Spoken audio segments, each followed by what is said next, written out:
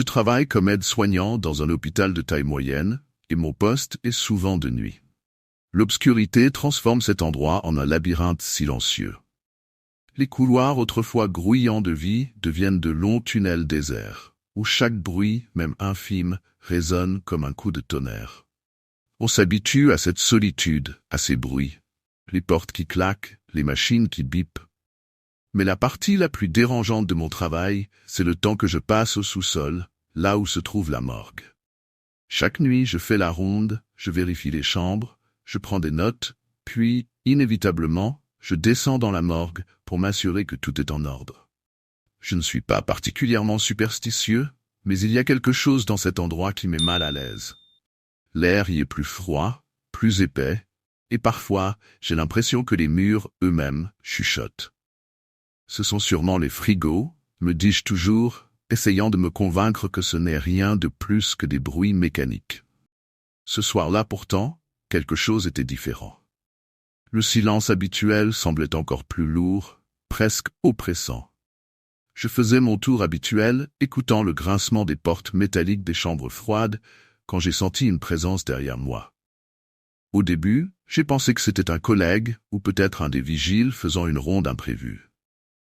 Mais en me retournant, je me suis retrouvé face à un inconnu. Il était immobile dans l'ombre, ses vêtements froissés, sa peau livide sous les néons blafards. Son regard était vide, comme s'il regardait à travers moi. C'est à ce moment précis que j'ai senti le premier frisson me parcourir l'échine. L'homme, toujours immobile, m'a fixé pendant ce qui m'a semblé être une éternité avant de s'avancer lentement vers moi. Je n'avais jamais vu quelqu'un comme lui dans l'hôpital, et son apparence me semblait déplacée, presque irréelle. Il n'avait rien d'impatient ni d'un membre du personnel. Il s'est arrêté à quelques pas de moi, et d'une voix rauque, à peine audible, il a murmuré « J'ai besoin de temps seul, avec eux ». Sur le coup, je n'ai pas compris ce qu'il voulait dire. Je l'ai dévisagé, incrédule, et j'ai répondu maladroitement « Seul avec qui, monsieur? Il est tard, vous ne devriez pas être ici. » Il a pointé un doigt tremblant vers les chambres froides où reposaient les corps. Mon sang s'est glacé. Le sens de ces mots m'a soudain frappé de plein fouet, et une vague de malaise m'a envahi. Pourquoi voudrait-il être seul avec les morts? Chaque fibre de mon corps me hurlait de mettre fin à cette conversation, de m'éloigner immédiatement, mais quelque chose dans son regard me retenait. Il n'était pas menaçant, mais il y avait une intensité dans ses yeux, une sorte de folie contenue, comme s'il croyait vraiment en la légitimité de sa demande. « Vous ne comprenez pas ?» a-t-il continué en se rapprochant d'un pas, son souffle court et irrégulier. « J'ai besoin de finir ce que j'ai commencé. Il me faut du temps avec eux, seul. » Mon cœur battait à tout rompre. La situation devenait de plus en plus dérangeante. J'ai jeté un coup d'œil vers l'issue de secours au bout du couloir, me demandant si je devais appeler quelqu'un ou tenter de m'enfuir. Mais avant que je ne puisse dire quoi que ce soit, il a ajouté, presque en suppliant. « Juste quelques minutes, s'il vous plaît. » Mon instinct m'a finalement poussé à reculer. Je ne pouvais plus ignorer l'étrangeté de la situation. Tentant de garder mon calme, je lui ai dit que je devais vérifier avec la sécurité avant de prendre une décision. Il ne semblait pas perturbé par ma réponse. Au contraire, il me fixait avec une sorte de résignation, comme s'il savait déjà ce qui allait suivre. Je me suis dirigé rapidement vers le téléphone de service, à quelques mètres de là, et ai appelé la sécurité, expliquant brièvement qu'un inconnu se trouvait dans la morgue, tenant des propos étranges. Pendant que je parlais, je sentais toujours son regard sur moi, brûlant d'une intensité malsaine. Il ne bougeait pas, ne disait plus un mot, mais l'atmosphère était devenue encore plus lourde, presque suffocante. Quelques minutes plus tard, 2 agents de sécurité sont arrivés. En voyant l'homme, ils ont immédiatement pris les choses en main. L'un d'eux l'a approché calmement, lui demandant ce qu'il faisait là. L'homme, d'abord docile, a répété sa demande, cette fois avec un ton plus désespéré. « Je dois être avec eux. Vous ne comprenez pas? C'est important. » Les agents ont tenté de le calmer, mais sa voix devenait de plus en plus pressante, presque hystérique. Il s'est mis à parler plus vite, marmonnant des phrases incohérentes sur la mort, sur des âmes perdues et sur un travail inachevé. Ils ont finalement dû le saisir par les bras pour l'éloigner, Mais il a commencé à se débattre, criant qu'il ne pouvait pas l'empêcher, que c'était déjà fait et qu'il devait terminer. Alors qu'il le traînait vers la sortie, l'homme a tourné la tête vers moi. Ses yeux écarquillés, remplis d'une terreur incompréhensible. Avec un sourire dément, il a hurlé « Je reviendrai. Ce n'est pas la première fois, et ce ne sera pas la dernière. » Après que les agents de sécurité aient emmené l'homme hors de la morgue, je suis resté un moment immobile, paralysé par l'adrénaline. L'étrangeté de ses paroles continuait de résonner dans ma tête. Ce n'est pas la première fois. Qui était-il réellement? Et qu'avait-il voulu dire en affirmant qu'il devait terminer quelque chose avec les corps? Perturbé, je ne pouvais pas me contenter de laisser cette histoire en suspens. Lors de ma pause, je suis allé voir l'un des gardiens pour en savoir plus. À ma grande surprise, il m'a révélé que cet homme avait déjà été intercepté dans d'autres hôpitaux. Chaque fois, il se présentait tard dans la nuit, demandant exactement la même chose. Rester seul avec les corps dans la morgue. Ce comportement s'était répété à plusieurs reprises dans différents établissements. Certains hôpitaux avaient même émis des avertissements à son sujet. Ce qui était encore plus troublant, c'est que selon les rumeurs, dans 2 des hôpitaux où il s'était introduit, il y avait eu des disparitions mystérieuses. Les corps, ou du moins certains d'entre eux, avaient été retrouvés déplacés, parfois dans des positions étranges. Dans d'autres cas, des marques inexpliquées étaient apparues sur les cadavres après son passage. Personne n'avait pu prouver que c'était lui, mais les coïncidences étaient trop nombreuses pour être ignorées. En apprenant cela, un frisson glacé m'a parcouru l'échine. Ce n'était donc pas un simple fou qui divaguait. Quelque chose de plus sinistre était à l'œuvre, quelque chose qui échappait à la compréhension. Le visage de cet homme, son sourire étrange et ses yeux déments continuaient de me hanter. La nuit suivante, je suis retourné travailler avec un poids sur la poitrine.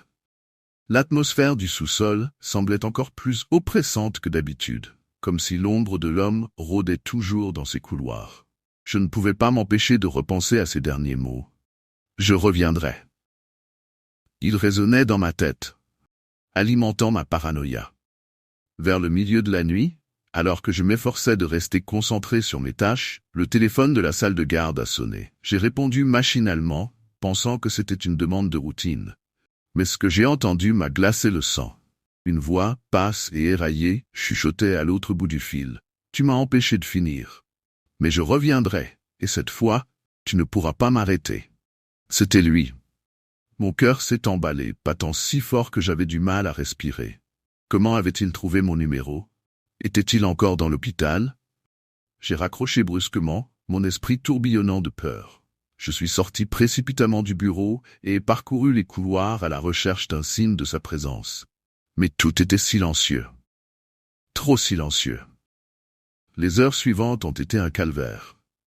Chaque bruit, chaque craquement me faisait sursauter. Je jetais constamment des coups d'œil par-dessus mon épaule, m'attendant à le voir surgir à chaque coin. Quand mon tour de garde dans la morgue est arrivé, je me suis senti envahi par une terreur sourde. J'ai hésité avant d'ouvrir la porte, craignant ce que je pourrais y trouver. Mais la pièce était vide. Aucun signe de lui, ni des corps déplacés. Pourtant, je ne pouvais pas me débarrasser de la sensation d'être observé. Quelque chose n'allait pas. Je le sentais dans l'air, dans la lourdeur oppressante du silence. C'est alors que je l'ai vu. Une petite empreinte, à peine visible sur le sol froid. Elle n'était pas là plus tôt. C'était comme un avertissement silencieux. Et je savais, au fond de moi, que ce n'était qu'une question de temps avant qu'il ne revienne pour finir ce qu'il avait commencé. Je travaille depuis quelques mois comme aide-soignant dans une maison de repos. L'endroit, autrefois un hôpital, a une atmosphère lourde, presque étouffante, surtout la nuit. Dès que je suis arrivé ici, on m'a raconté des histoires sur les patients qui, des années plus tôt, avaient trouvé la mort dans ces murs.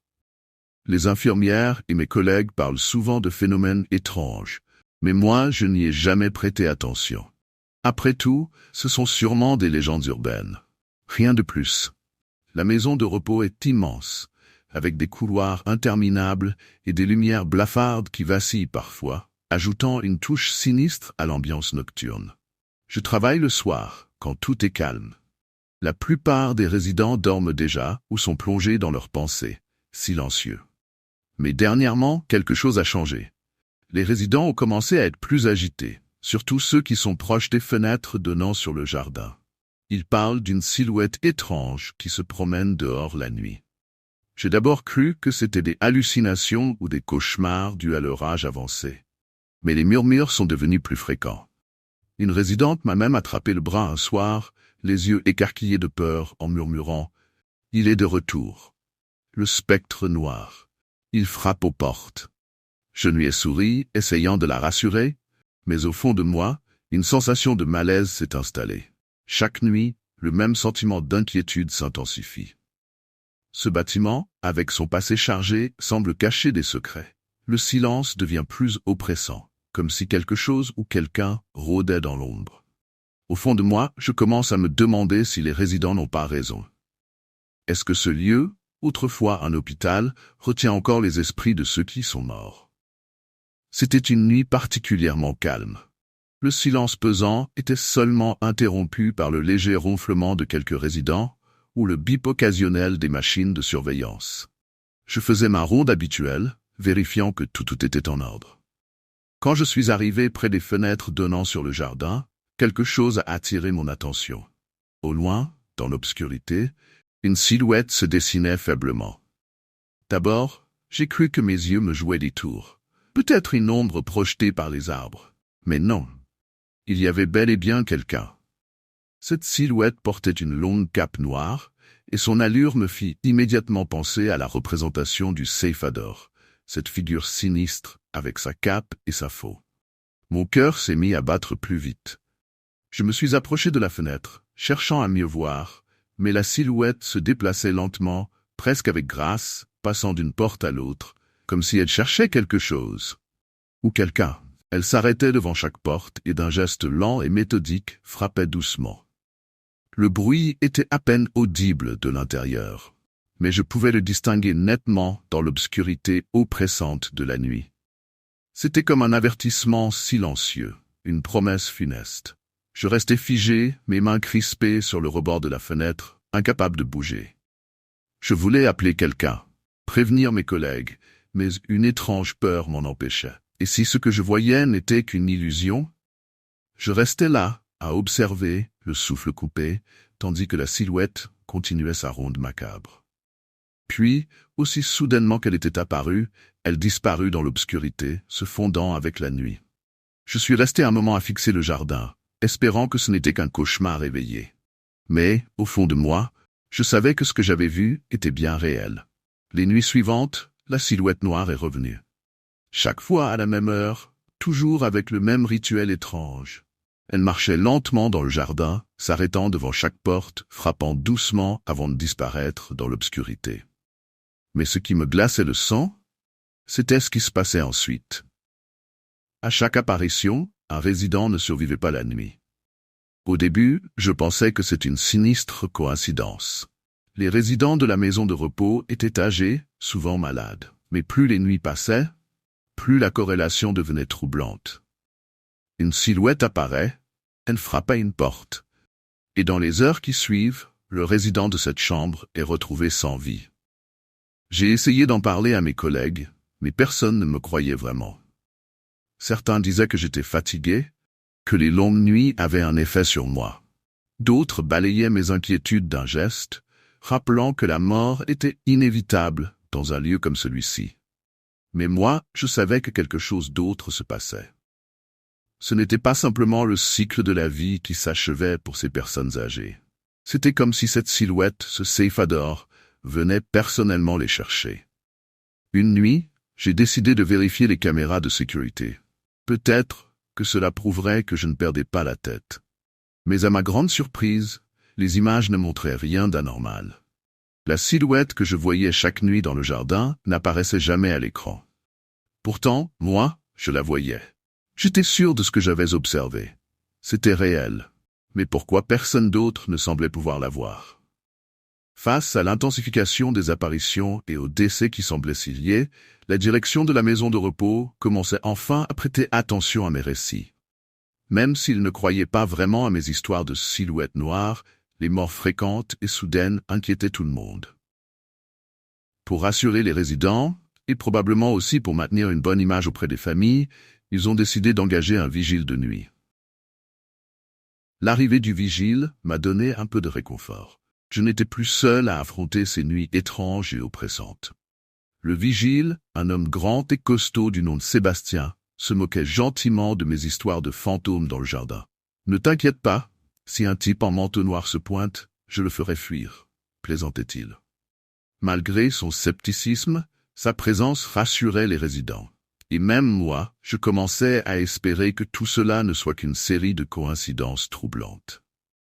La première nuit de Sébastien se passa sans incident. Mais dès la deuxième, les choses prirent une tournure inquiétante. Vers 2 heures du matin, alors que je faisais ma ronde habituelle, j'entendis des bruits sourds venant du jardin. Je me précipitai vers la fenêtre et, comme à chaque fois, la silhouette était là. Le céphador, vêtu de sa cape noire, marchait lentement, frappant à une porte. Sébastien, qui patrouillait à l'extérieur, l'aperçut aussi cette fois. Il s'avança vers la silhouette, une lampe torche à la main, appelant d'une voix forte. « Eh, vous là, que faites-vous ici ?» Mais la silhouette ne ralentit même pas. Elle continua sa marche macabre. Je le regardais depuis la fenêtre, mon cœur battant à tout rompre, espérant que Sébastien pourrait l'arrêter. À mesure qu'il se rapprochait, je vis Sébastien s'arrêter brusquement. Sa lampe torche tremblait, éclairant brièvement la silhouette avant de plonger dans l'obscurité. Il semblait pétrifié, incapable de bouger ou de parler. Puis, comme si la nuit elle-même l'engloutissait, la silhouette disparut devant lui. Sébastien, blême et choqué, fit demi-tour et courut vers l'entrée du bâtiment, sans un mot. Ce soir-là, il quitta son poste, refusant de revenir travailler. Il ne me dit rien de ce qu'il avait vu, mais son expression parlait d'elle-même. Il avait vu ce que moi seul avais aperçu jusqu'à présent. Après cette nuit, une atmosphère encore plus pesante s'était installée dans la maison de repos. Sébastien ne revint jamais. Il donna sa démission sans fournir d'explication. Mais je savais que ce qu'il avait vu l'avait terrifié. J'étais à présent seul, de nouveau confronté à cette présence inquiétante. Les résidents étaient de plus en plus agités, et certains refusaient même de dormir dans leur chambre. Ils parlaient de la silhouette du céphador, comme si elle faisait désormais partie intégrante de leur quotidien. À chaque apparition, ils semblaient de plus en plus résignés, comme s'ils savaient que leur heure approchait. Je pouvais lire la peur dans leurs yeux, mais aussi une étrange acceptation. Une nuit, alors que je m'apprêtais à débuter ma ronde, quelque chose d'inattendu se produisit. Le directeur de la maison de repos, habituellement sceptique et terre-à-terre, vint me voir d'un air grave. Il tenait une vieille photographie à la main. « Je pense que tu devrais voir ça, » dit-il, visiblement mal à l'aise. Sur la photo en noir et blanc, on voyait l'ancien hôpital, avant qu'il ne soit transformé en maison de repos. Au premier plan, des médecins et des infirmières posaient, souriants. Mais à l'arrière-plan, à peine visible, une silhouette familière se détachait. C'était lui, le céphador, avec sa longue cape noire, se tenant à l'écart, observant. « Cette photo date de plus de 50 ans, » murmura le directeur. « Personne n'a jamais remarqué cette silhouette avant aujourd'hui. » Mon sang se glaça. Ce n'était donc pas un simple fantôme ni une hallucination collective. Cette présence était là depuis toujours, liée d'une manière ou d'une autre à cet endroit, et elle semblait ne jamais avoir quitté les lieux. C'était comme si elle faisait partie du bâtiment, de son histoire, rôdant dans l'ombre, attendant que chaque nouvelle victime succombe. Cette nuit-là, la silhouette ne fit pas son apparition. Mais je savais que ce n'était qu'une question de temps avant qu'elle ne revienne.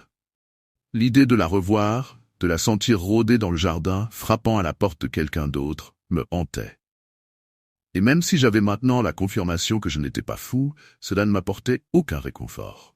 Le céphador était là, invisible aux caméras, mais bien réel, et personne ne semblait pouvoir l'arrêter. Tous les matins, mon réveil sonne à 3 heures. Je me lève en silence, enfile mes vêtements et me prépare à affronter la nuit noire. À cette heure-là, la ville est déserte, comme plongée dans un sommeil profond. Il n'y a que le bruit de mes pas sur le trottoir, le léger souffle du vent, et parfois, le murmure lointain d'une voiture qui passe. J'aime cette solitude. Il y a quelque chose d'apaisant dans ces moments où je suis seul avec mes pensées.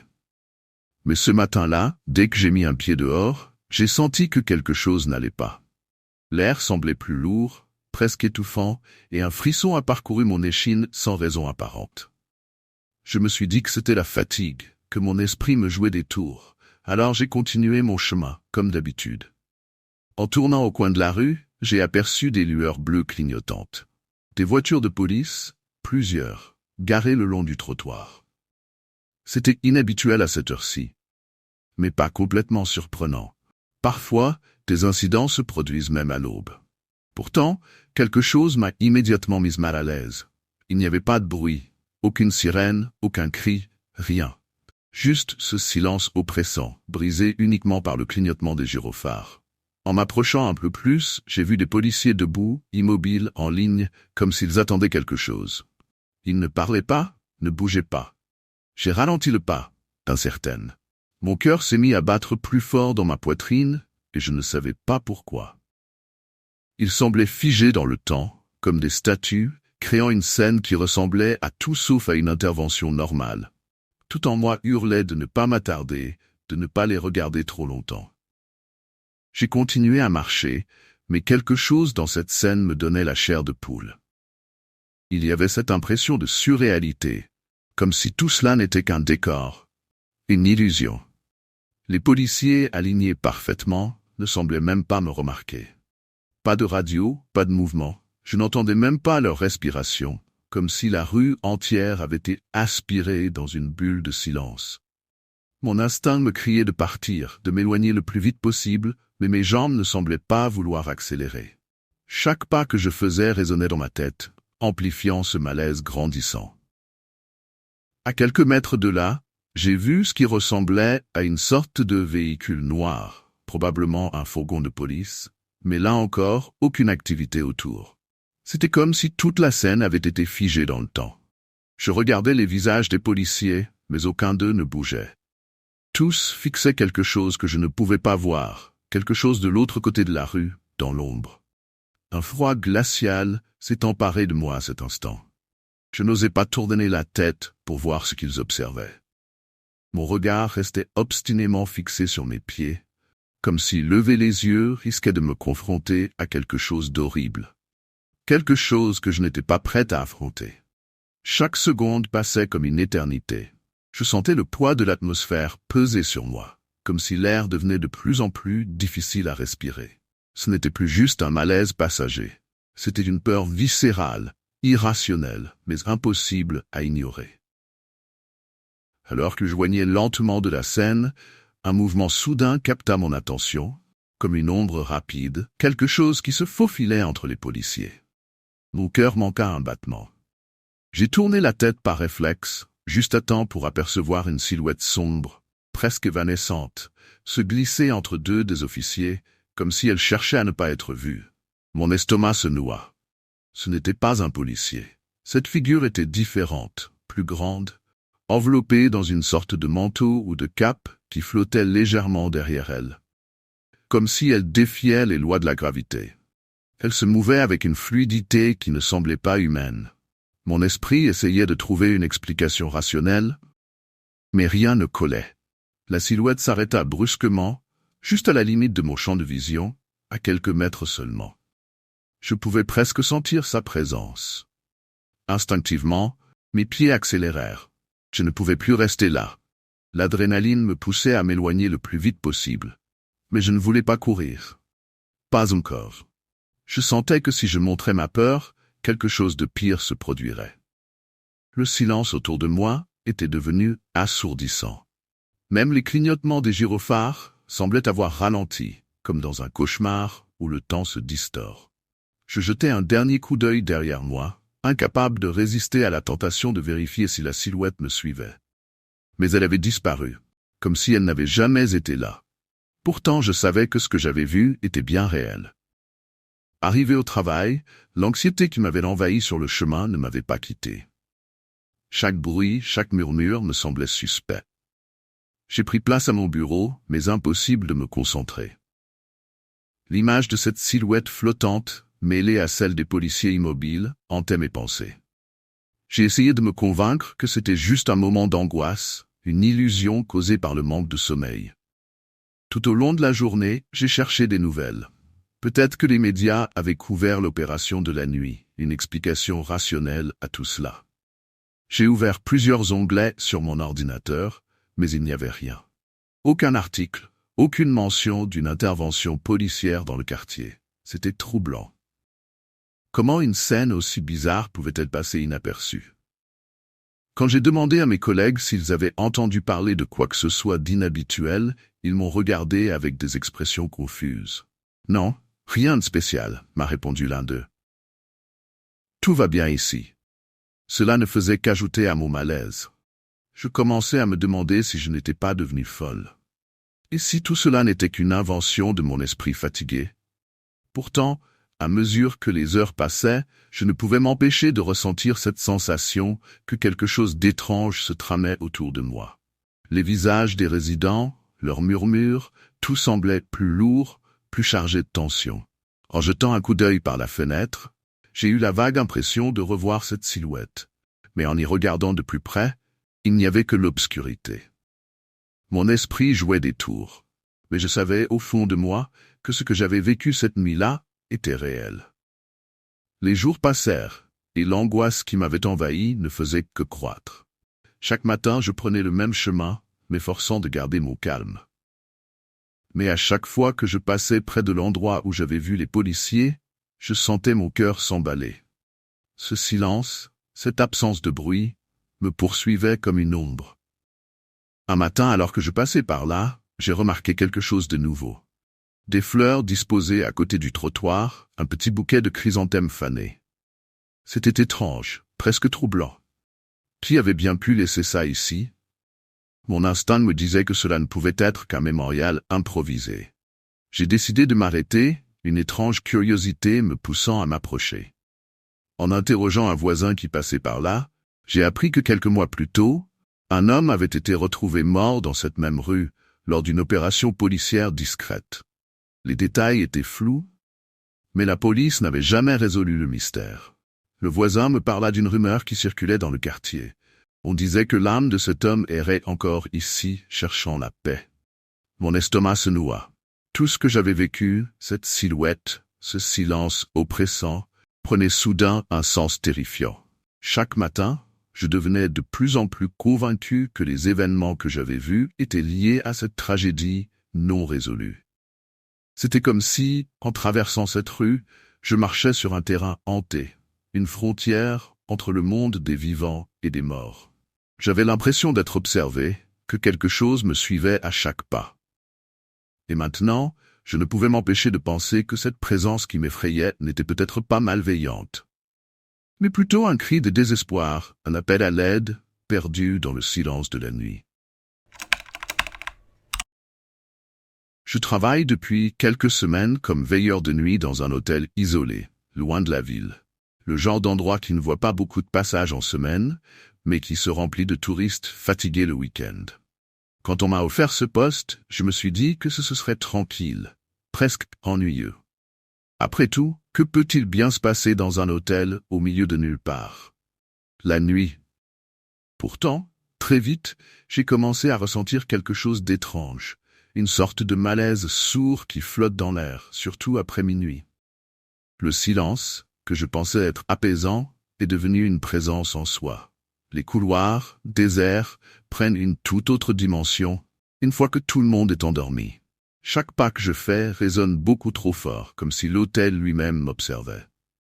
Il y a ce long corridor du 3e étage, celui que j'évite dès que je peux. Même quand les chambres sont toutes vides, il y a une odeur. Quelque chose d'indéfinissable, un mélange de moisi et de renfermé, comme si cet étage n'avait pas vu le jour depuis des années. Pourtant, on m'a assuré que tout est régulièrement nettoyé. C'est aussi l'étage où les lumières clignotent de temps en temps, sans raison apparente. J'ai demandé au technicien de vérifier, mais il n'a rien trouvé d'anormal. Je passe mes nuits à faire des rondes, vérifiant que les portes sont bien fermées, que personne ne traîne dans les couloirs. Souvent, je m'arrête dans la petite cuisine des employés pour boire un café. Mais même là, il y a quelque chose d'étrange. Des fois, certains objets ne sont pas là où je les ai laissés la veille. Une tasse déplacée, une boîte de biscuits ouverte. Je me dis que c'est sûrement un autre employé qui a dû passer après moi. Mais je n'ai jamais vu personne. Ces petites anomalies commencent à s'accumuler. Et je sens de plus en plus que ce travail n'est pas aussi routinier que je l'imaginais. Cela a commencé doucement, presque imperceptiblement. D'abord, c'était la nourriture qui disparaissait. Rien de très important au début. Un sandwich que j'avais laissé dans le frigo des employés ou un yaourt que j'étais sûr d'avoir mis de côté. Je me disais que c'était l'un de mes collègues qui s'était servi, trop fatigué pour remarquer que ce n'était pas à lui. Mais ensuite, d'autres choses ont commencé à disparaître. Des ustensiles, des bouteilles d'eau, même des couvertures dans l'armoire de linge. Puis, il y a eu l'odeur. Au début, je pensais que c'était simplement un problème de ventilation. Une odeur lourde, désagréable, comme si quelque chose pourrissait dans un coin caché de l'hôtel. Elle était surtout forte au 3e étage, là où je n'aimais déjà pas trop aller. Mais maintenant, elle semblait s'intensifier à chaque nuit.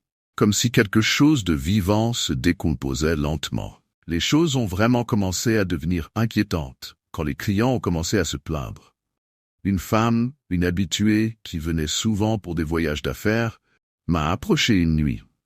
Elle m'a dit qu'elle avait vu quelqu'un dans les couloirs. Elle ne pouvait pas vraiment décrire la personne, juste une silhouette furtive, presque comme une ombre qui passait devant sa porte. Je lui ai assuré que c'était probablement un autre client. Mais quelque chose dans sa voix m'a troublé. Elle avait l'air effrayée, bien plus qu'elle ne voulait l'admettre. Quelques jours plus tard, un autre client a mentionné la même chose. Cette fois, un homme. Il était furieux. Il a affirmé qu'il avait entendu des bruits de pas lourds près de sa chambre en pleine nuit. Et quand il a regardé à travers le judas de la porte, il a vu quelqu'un marcher nu dans le couloir.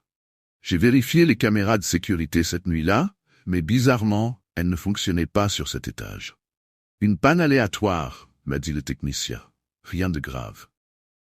Mais moi, je savais que quelque chose n'allait pas. C'était une de ces nuits où tout semblait trop calme. Le genre de silence qui rend chaque petit son suspect. Je faisais ma ronde habituelle quand j'ai entendu un léger grincement provenant du 3e étage. Hésitant, j'ai pris l'ascenseur, mon cœur battant plus fort que d'habitude. Les portes se sont ouvertes avec leur cliquetis métallique habituel, mais cette fois, l'air semblait encore plus lourd que d'habitude. L'odeur était insupportable, comme un mélange de sueur, de moisissure et quelque chose de bien plus ancien, quelque chose que je ne pouvais pas identifier. Je marchais lentement dans le couloir, essayant de ne pas faire de bruit, bien que je sois seul. Alors, je l'ai vu. Une porte entr'ouverte. Le numéro 305, une chambre supposée être vide depuis des jours. Mon sang s'est glacé. Je savais que personne ne devait être là. D'une main tremblante, j'ai poussé la porte. À l'intérieur, dans la pénombre, je l'ai aperçu. Un homme, nu, recroquevillé dans un coin, mangeant avidement des restes de nourriture que j'avais vus disparaître de la cuisine. Il ne m'a pas regardé tout de suite. Ses cheveux sales lui couvraient le visage, et sa peau était si pâle qu'elle semblait briller dans la lumière tamisée de la chambre. Il y avait un lit défait, des couvertures en boule dans un coin, et des emballages de nourriture éparpillés sur le sol. L'odeur qui émanait de lui était suffocante. Quand il a levé les yeux vers moi, son regard était vide, comme s'il ne me voyait même pas. Ses lèvres bougeaient, murmurant des choses incohérentes que je ne pouvais pas comprendre. Il se balançait doucement d'avant en arrière, complètement détaché de la réalité. Mon instinct m'a hurlé de partir, mais mes pieds semblaient cloués au sol. J'ai essayé de lui parler, de lui demander qui il était, ce qu'il faisait là, mais il n'a pas répondu. Il s'est simplement levé, toujours sans me regarder, et a commencé à marcher vers la porte, nu et silencieux, comme une ombre. Quand il est passé près de moi, j'ai senti un frisson glacé me parcourir le corps. Je me suis retourné, le suivant du regard, mais il avait déjà disparu dans le couloir, ses pas ne faisant presque aucun bruit sur le tapis épais. Après cette nuit, tout a changé. Le lendemain, les plaintes des clients se sont multipliées. Ils affirmaient que quelqu'un essayait de forcer l'entrée de leur chambre. Un homme nu, exactement comme celui que j'avais vu. Il frappait doucement aux portes, parfois en gratouillant le bois, d'autres fois en se tenant là, immobile, juste derrière le Judas. Quand l'un des clients avait osé regarder par le trou de la serrure, il avait aperçu un œil dilaté qui le fixait.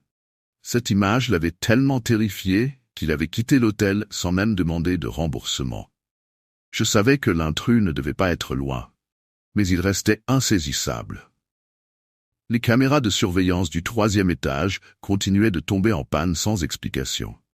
Chaque fois que je vérifiais les enregistrements, il y avait un vide, un trou noir à l'endroit précis où il aurait dû apparaître. Ce silence, ce vide, me donnait l'impression que quelque chose de bien plus sinistre se déroulait.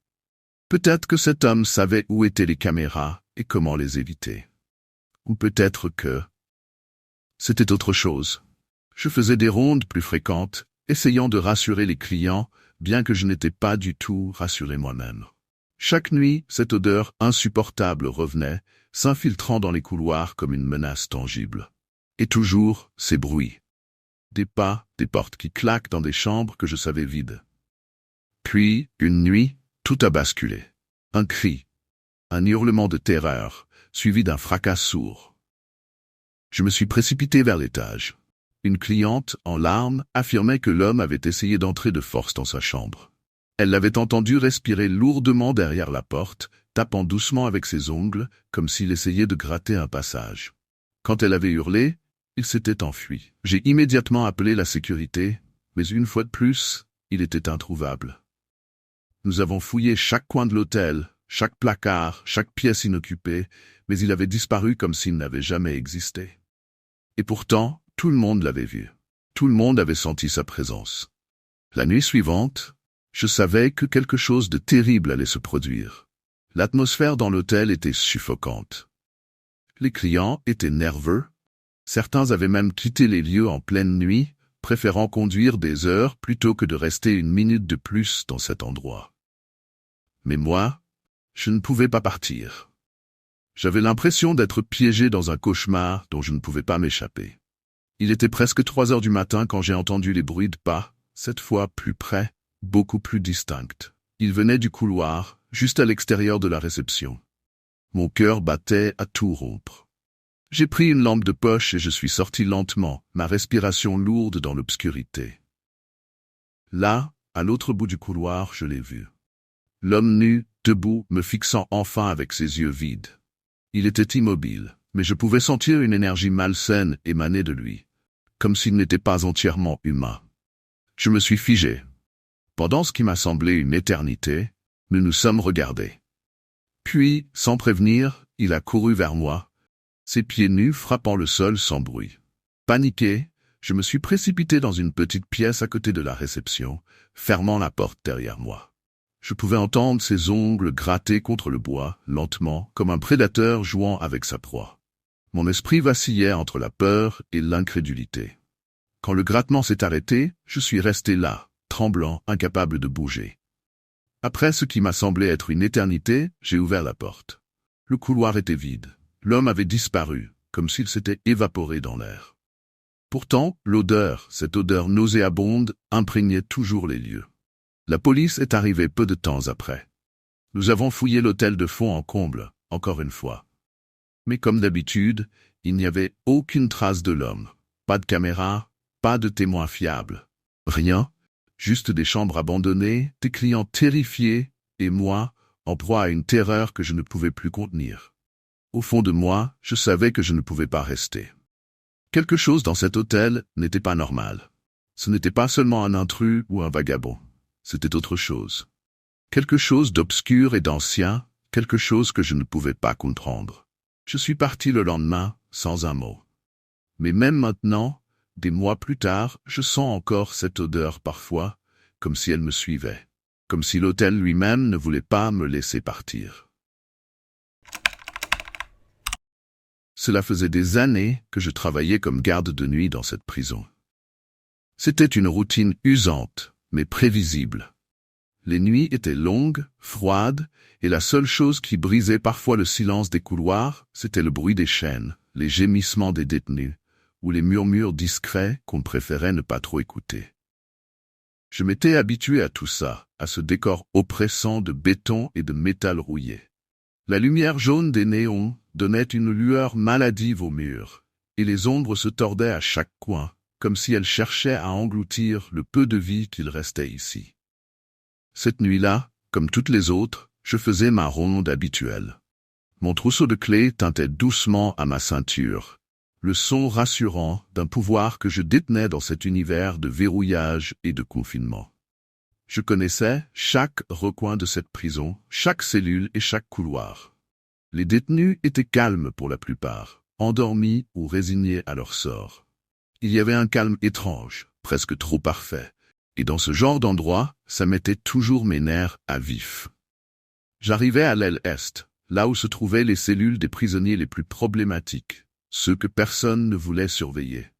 C'est là que j'ai ressenti quelque chose.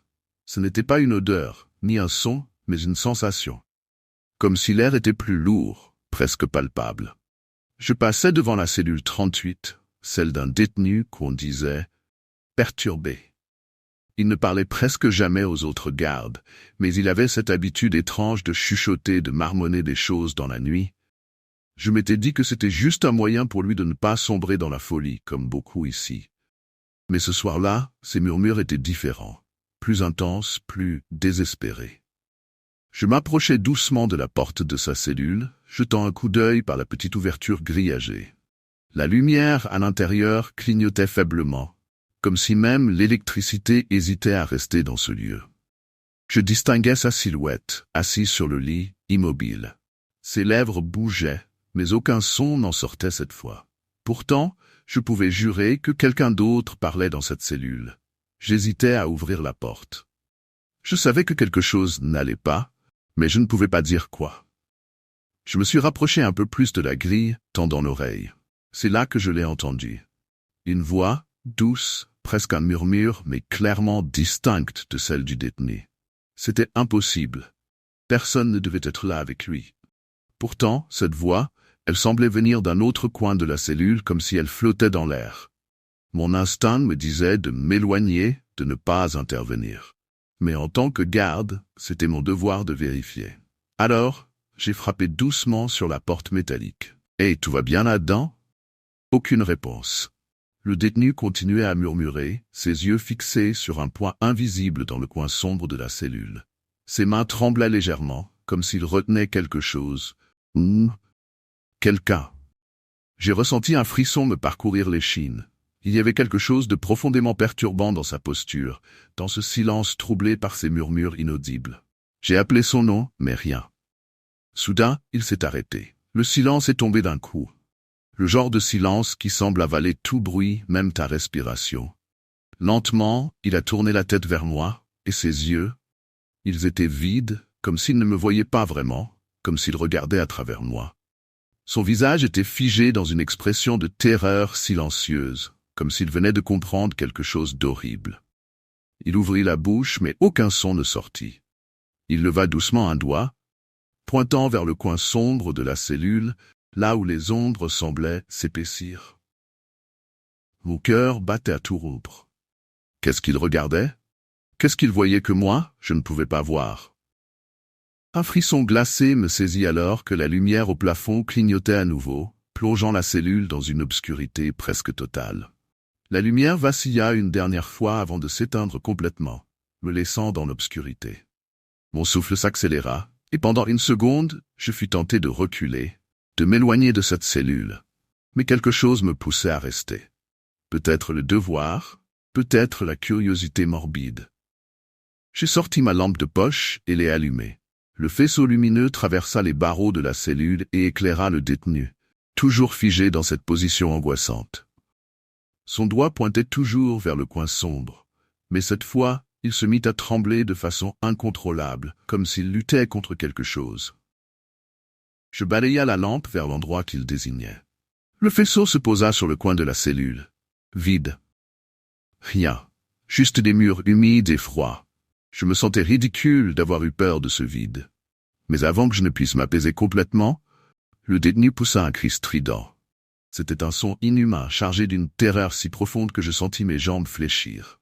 Il se jeta alors sur son compagnon de cellule, que je n'avais même pas remarqué avant, tellement il était enfoui sous les couvertures sur le lit du fond. Je vis la scène se dérouler comme au ralenti, incapable d'intervenir à temps. Le détenu enfonça ses mains autour du cou de son compagnon, hurlant qu'il devait l'empêcher de sortir. Je me mis à crier, à frapper contre les barreaux, essayant de le stopper, mais mes cris se perdaient dans la fureur de son délire. Son compagnon, pris de panique, tenta de se débattre, mais la force de son assaillant était incroyable. Le détenu continuait à marmonner des choses incohérentes, comme s'il luttait contre une présence invisible. Il répétait sans cesse qu'il devait sortir le corps. Je saisis mon trousseau de clés, essayant frénétiquement de déverrouiller la porte, mais mes mains tremblaient trop pour insérer la clé correctement. Quand enfin j'y parvins et entrai dans la cellule, il était trop tard. Le compagnon de cellule gisait au sol, immobile, les yeux écarquillés dans une expression d'horreur. Le détenu, haletant et couvert de sang, se recroquevilla dans un coin, répétant encore et encore qu'il avait libéré le corps, que c'était fait. Ses yeux, cette fois, me fixaient directement, mais ce que je vis dans son regard était pire que la folie. C'était une certitude absolue que quelque chose d'autre, quelque chose que je ne pouvais pas comprendre, venait de se passer dans cette cellule. Le chaos qui s'ensuivit était indescriptible. Mes cris résonnaient dans le couloir alors que je tentais de comprendre l'horreur que je venais de découvrir. Le détenu, encore tremblant et les yeux écarquillés, continuait à murmurer des phrases incohérentes. Il semblait totalement perdu, comme s'il avait franchi un seuil de non-retour. Les autres gardes, attirés par le tumulte, se précipitèrent dans la cellule, armes en main, visage marqué par la confusion et la peur. Je me suis reculé, encore sous le choc, tandis qu'il maîtrisait le détenu. La lumière clignotante des néo-nous ajoutait une atmosphère surréaliste à la scène. Le sang, brillant sous l'éclat blafard, formait des ombres grotesques sur les murs. Je regardais l'autre homme, couché au sol, son corps sans vie, dont le regard vacillait entre l'incompréhension et l'angoisse. « Que s'est-il passé ici ?» demanda l'un des gardes, le visage blême. Je n'arrivais pas à trouver les mots. Je réalisais que je n'étais pas le seul à être paralysé par l'horreur. L'atmosphère dans la cellule était si dense qu'elle semblait presque palpable. Le détenu, maintenant enchaîné, continuait à murmurer, répétant inlassablement qu'il devait l'empêcher de sortir. Des bruits de pas se firent entendre dans le couloir, des cris de panique et d'alarme se mêlant à la scène de carnage. La prison s'éveillait lentement à la réalité de ce qui venait de se produire. J'avais l'impression que la peur s'était infiltrée dans chaque recoin, que les murs eux-mêmes étaient imprégnés d'une malédiction ancienne. Les agents de sécurité appelèrent la police, tandis que d'autres médecins tentaient de stabiliser le détenu au sol. Au milieu de tout cela, je ne pouvais m'empêcher de penser à ce que le détenu avait dit. Quelle présence avait-il ressentie dans la cellule? Pourquoi était-il si convaincu qu'il devait libérer son compagnon? C'était comme si quelque chose de sinistre s'était manifesté, comme si cette cellule était le théâtre d'une histoire oubliée. Un secret inavouable que nous n'étions pas censés découvrir. Alors que je reculais vers le couloir, une peur sourde grandissait en moi. Les murs semblaient murmurer à leur tour, m'implorant de quitter cet endroit. Mais quelque chose me retenait. Un fil invisible de curiosité mêlé de terreur. Je savais que cette nuit-là, rien ne serait plus jamais pareil. Après l'arrivée de la police et des secours, la cellule a été mise sous scellé. Les cris et le désespoir de cette nuit-là continuaient de résonner dans ma tête, comme un écho lointain, me poursuivant sans relâche. J'étais là sur le pas de la porte, regardant le corps inanimé et le détenu, qui maintenant semblait perdu dans un état de transe, incapable de comprendre l'ampleur de ce qu'il venait de faire. Les jours qui ont suivi ont été marqués par un silence assourdissant. L'hôtel de sécurité a été réorganisé et la cellule 38 a été condamnée. Mais je savais, au fond de moi, que quelque chose était resté là-bas, quelque chose que nous ne pouvions pas voir. J'avais été témoin d'un acte de violence inouïe, mais c'était le regard de ce détenu, ce mélange de peur et de détermination qui m'obsédait le plus. Je suis retourné à mon poste, mais le visage du détenu continuait de me hanter. Je revoyais encore son doigt pointé vers le coin sombre de la cellule, comme s'il cherchait à révéler un secret caché. Mes collègues avaient essayé d'en parler, de rationaliser les événements, mais leurs mots ne faisaient que renforcer mon angoisse. Je commençais à douter de ma santé mentale, à craindre que cette expérience n'ait éveillé quelque chose en moi, quelque chose de primordial, de terrifiant. Un soir, alors que je faisais ma ronde, je ressentis à nouveau cette étrange sensation, comme si l'air était chargé d'électricité. J'hésitais à passer près de la cellule 38, mais une force invisible m'y attirait. Je m'approchais de la porte, le cœur battant, me demandant ce que je ferais si je me retrouvais face à cette réalité, encore une fois. Je posai la main sur la grille et une onde de froid me parcourut le corps. Les souvenirs de cette nuit macabre se bousculaient dans ma tête et je réalisais avec horreur que je n'avais jamais vraiment quitté cet endroit. Le regard vide du détenu, ses murmures et la certitude que quelque chose d'invisible rôdait dans l'ombre restaient gravés dans ma mémoire. J'entendis alors un bruit, un léger grattement, presque imperceptible. Je me tournai brusquement, mais il n'y avait rien, juste le silence oppressant de la prison. Mais je savais, au fond de moi, que ce silence cachait quelque chose de sinistre. Comme si la prison elle-même avait besoin de nourrir ses secrets, de garder les âmes tourmentées à l'intérieur.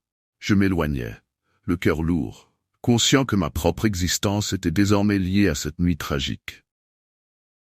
L'obscurité avait un goût amer, et je craignais que, tant que je porterais cette histoire en moi, je ne serais jamais vraiment libre. Ce soir-là, tout semblait étrangement calme. Le genre de calme qui rend mes tours de garde interminables.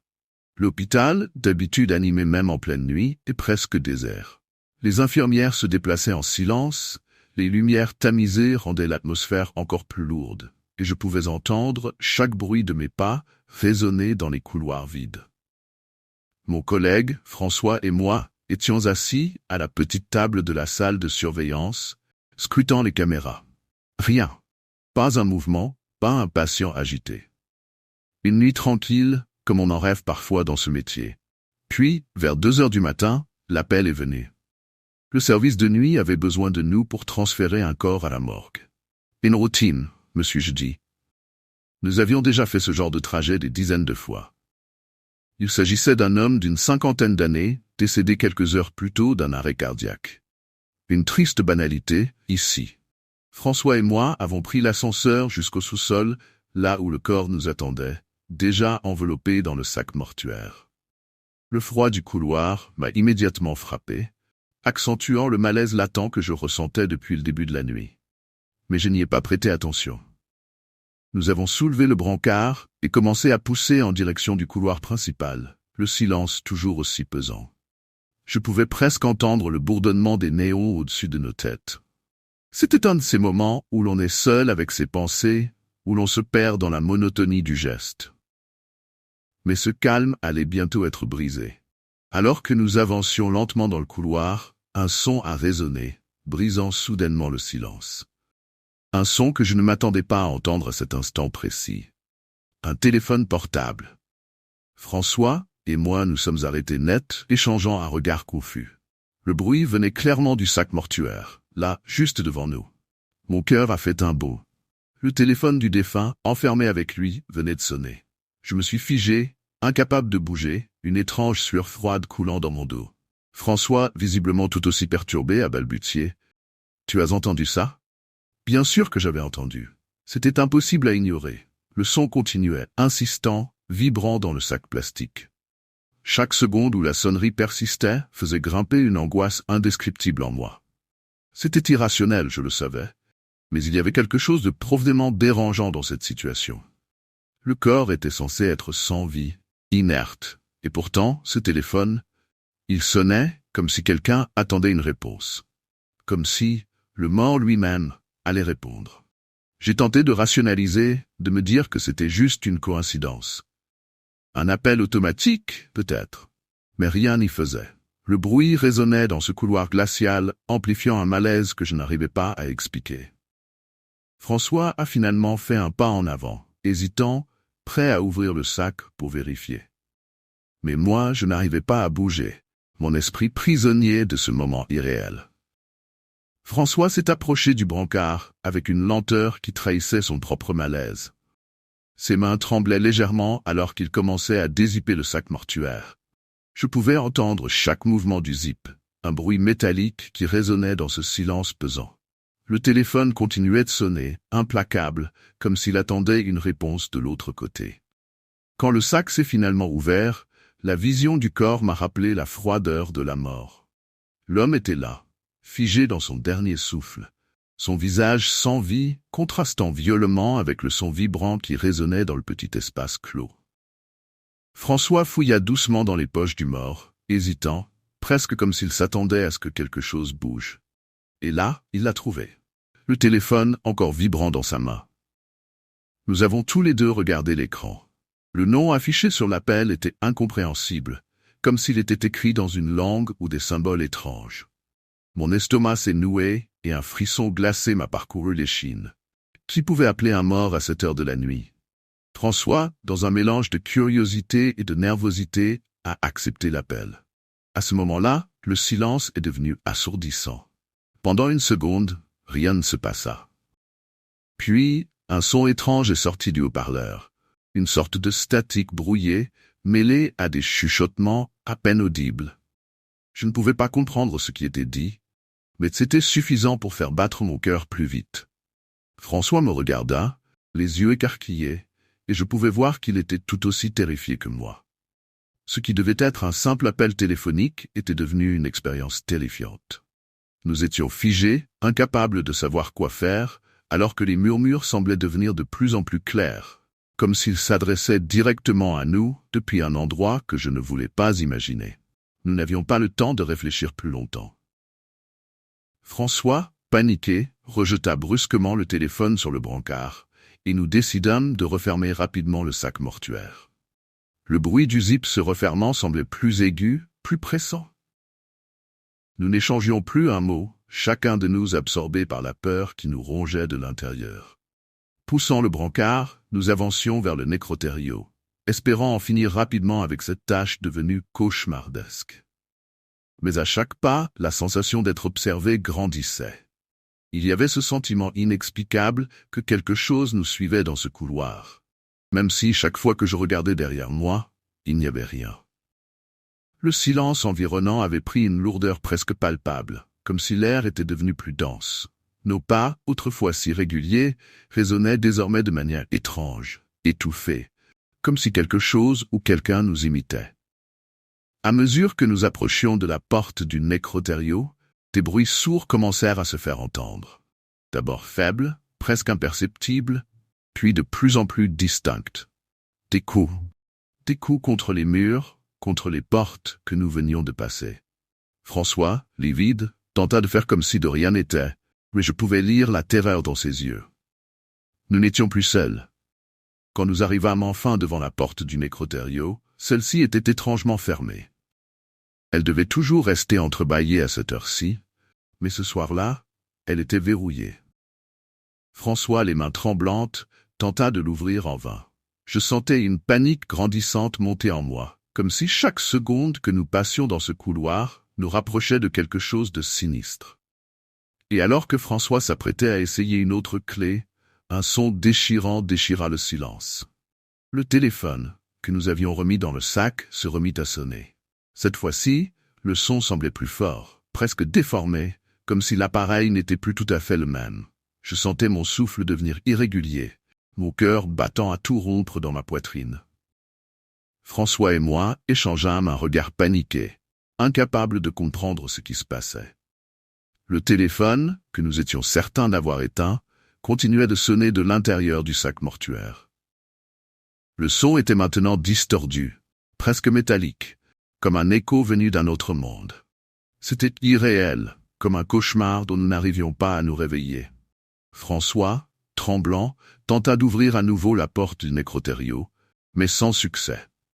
Quelque chose semblait nous empêcher d'avancer, comme si nous étions piégés dans ce couloir sombre et glacial. Les coups sourds que nous avions entendus plus tôt se rapprochaient, venant de tous les côtés, résonnant dans le silence oppressant. Et puis, soudain, le téléphone s'arrêta de sonner. Le silence qui suivit était encore plus effrayant. Un silence pesant, lourd de menaces invisibles. J'osais à peine bouger, mon esprit cherchant désespérément une explication rationnelle à tout cela. Mais il n'y en avait pas.